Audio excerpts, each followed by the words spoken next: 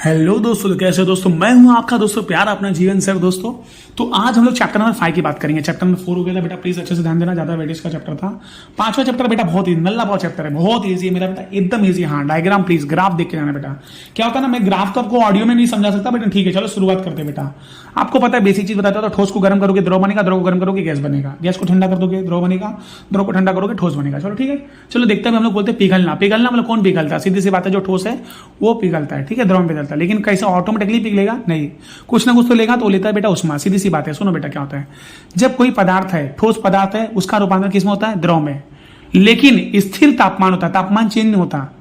अब उसके लिए उस प्रक्रिया के दौरान वो जितना उष्मा लेता है बेटा, उसको बोलते हैं पिघलने की गुप्त उष्मा। कैसे बोलोगे पिघलने की गुप्त उष्मा? अगर परिभाषा एग्जाम में आया तो बोलने का स्थिर तापमान पर, स्थिर तापमान पर जब किसी ठोस का रूपांतर किसमें होता है बेटा? द्रव में होता है। तो उस प्रकार जितनी उष्मा अवशोषित होती है उसे पिघलने की गुप्त उष्मा कहते हैं।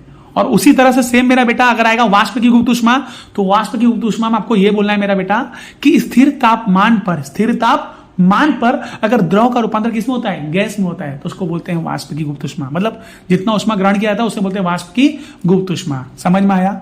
स्थिर तापमान पर ठोस का रूपांतर किसमें हुआ? द्रव में। जितना उष्मा अवशोषित किया उसको बोलते हैं पिघलने की गुप्त उष्मा।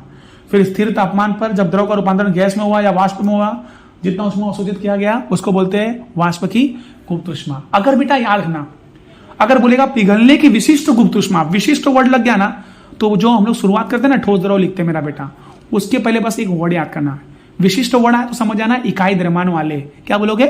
इकाई द्रव्यमान वाले। अब देखो, अगर मैंने बोला पिघलने की विशिष्ट गुप्त उष्मा, इसका परिभाषा देखो कैसे चेंज हो जाता है। देखो, स्थिर तापमान पर इकाई द्रव्यमान वाले, देखो वर्ड है कि नहीं, ठोस का रूपांतर जब किसमें होता है? द्रव में। उस समय जितनी उष्मा ली जाती है उसे पिघलने की विशिष्ट गुप्त उष्मा कहते हैं। अब बोलेगा वाष्प की विशिष्ट गुप्त उष्मा, सेम वही बोलेगा। कौन से तापमान पर? स्थिर तापमान पर, जहां पर तापमान नहीं बदल रहा है। स्थिर तापमान पर जब इकाई द्रव्यमान वाले द्रव का रूपांतर किसमें होता है? गैस में या वाष्प में होता है, उसको बोलते हैं बेटा वाष्प की विशिष्ट गुप्त उष्मा। बेटा बताना चाहता हूं इस चैप्टर में ना, आप जैसे ही देखोगे शायद से कुछ पेज नंबर रहेगा मेरा बेटा 62, 63, 64, 63 पे रहेगा। एक बार चेक कर लेना मेरा बेटा, इतना तो मुझे आइडिया नहीं है। 63 पे रहेगा शायद से, हाँ देख लेना। तो मेरा बेटा वहां पे ग्राफ दिया है बेटा, ग्राफ में अवस्था परिवर्तन का। तो वहां पे बोला जाता है कि एक्स एच पे हम लोग समय ले रहे हैं, मिनट में ले रहे हैं, और वाई एच में हम लोग ने क्या लिया? तापमान लिया, जो डिग्री सेल्सियस में लिया मेरा बेटा। तो स्टार्टिंग मुझे याद है 0 से लेकर 4 मिनट तक बेटा क्या होता है? तापमान वहां पे सेम रहता है, मतलब स्थिर तापमान रहता है, और वहां पे ठोस का रूपांतर द्रव में होता है, तो उसको पिघलने की गुप्त उष्मा कहते हैं। वो सब डायग्राम बेटा प्लीज देख के जाना, बहुत एमपी मैंने क्लास में एमपी आपको बताता। फिर उसका बेटा हाँ, एक दूसरा टॉपिक क्या है बेटा? पुनर्हिमायन क्या होता है बेटा? पुनर्हिमायन आपको बताना, दाब डालने पर ठोस का रूपांतर किसमें होता है? द्रव में। और द्रव फिर दाब को हटाने पर वापस द्रव का रूपांतर किसमें होता है? ठोस में। इसको बोलते हैं पिघलने के, इसको बोलते हैं पुनर्हिमायन बोलते हैं, इसको बोलते हैं रीजलेशन बोलते हैं। याद है ना डायग्राम था बेटा, टेबल के ऊपर बर्फ काट के धागा लटकाया था वहां पे, वो सब रहेगा। फिर सबसे इंपॉर्टेंट टॉपिक है इस बार जो एग्जाम में आ सकता है, पानी का संगत व्यवहार। नॉर्मली किसी भी ठोस पदार्थ को ऐसा बोलने का सामर्थ्य, किसी ठोस पदार्थ को गर्म करने पर क्या होता है मेरा बेटा? उसका आयतन बढ़ता है। ठोस पदार्थ है, गर्म कर दिया, उसका आयतन क्या होता है? बढ़ता है, और घनत्व तो कम होता है। लेकिन बेटा जो पानी है ना, पानी एक ऐसा पदार्थ है जो इस नियम का पालन नहीं करता। इसका उल्टा अपवादात्मक व्यवहार दर्शाता है। कितने से कितने तापमान के बीच में? 0 से 4। तो 0 से 4 तापमान के, 0 से 4 डिग्री सेल्सियस के तापमान के भीतर पानी द्वारा दर्शाए जाने वाले व्यवहार को पानी का संगत व्यवहार कहते हैं। सामान्यतः अगर पानी को बेटा 0 डिग्री सेल्सियस हम गर्म करते हैं तो उसमें ना बेटा वहां पे देखो फैलना चाहिए ना, उसको प्रसरण होना चाहिए। आयतन मतलब बढ़ना, मतलब क्या? प्रसरण होना। उसमें बेटा प्रसरण तो नहीं होता। प्रसरण के स्थान में क्या होता है? संकोचन होता है।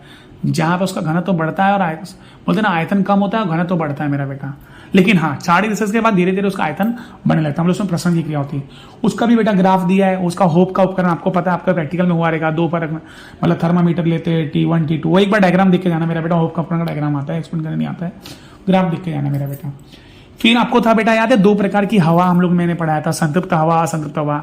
जिसमें अगर एक निश्चित अनुपात से ज्यादा अगर जलवाष्प है तो उसको बोलते हैं संतृप्त हवा। अगर निश्चित अनुपात से अधिक नहीं है तो उसको बोलते हैं असंतृप्त हवा। और जिस तापमान पर असंतृप्त हवा का रूपांतरण संतृप्त हवा में होता है बेटा, उसे उष्मांक कहते हैं। आपको पता रहेगा मेरा बेटा, मैंने सिखाया था। फिर बेटा उष्मा की इकाई क्या होती है? जूल होती है, कैलोरी होती है। आपको पता था 1 किलो कैलोरी बराबर कितना होता है बेटा? 1000 कैलोरी होता है। फिर 1 कैलोरी मतलब कितना जूल होता है? 4.18 जूल होता है। प्लीज बेटा पढ़ ले लेना। फिर हम लोग का बेटा था विशिष्ट उष्मा धारिता, याद है? वो 3 गोला लटकाया गया था।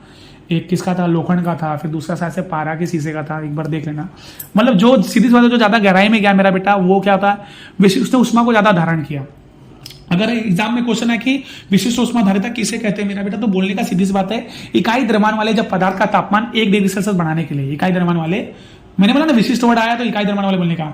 इकाई द्रव्यमान वाले पदार्थ का तापमान 1 डिग्री सेल्सियस बढ़ाने के लिए बेटा जितना उष्मा अवशोषित किया जाता है, उष्मा ग्रहण किया जाता है, उसे उस पदार्थ की विशिष्ट उष्मा धारिता कहते हैं, जिसको दिखाते कैपिटल सी से।